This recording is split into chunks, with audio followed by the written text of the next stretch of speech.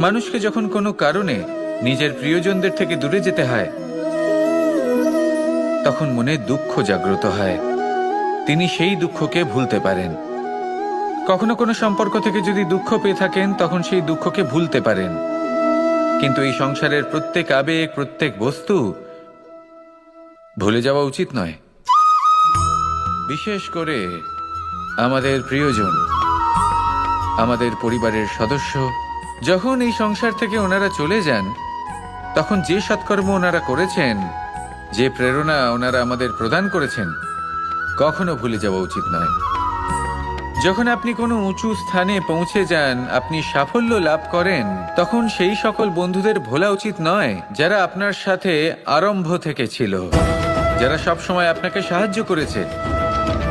আর সবথেকে গুরুত্বপূর্ণ কথা, আপনার বয়স যতই বৃদ্ধি পাক না কেন,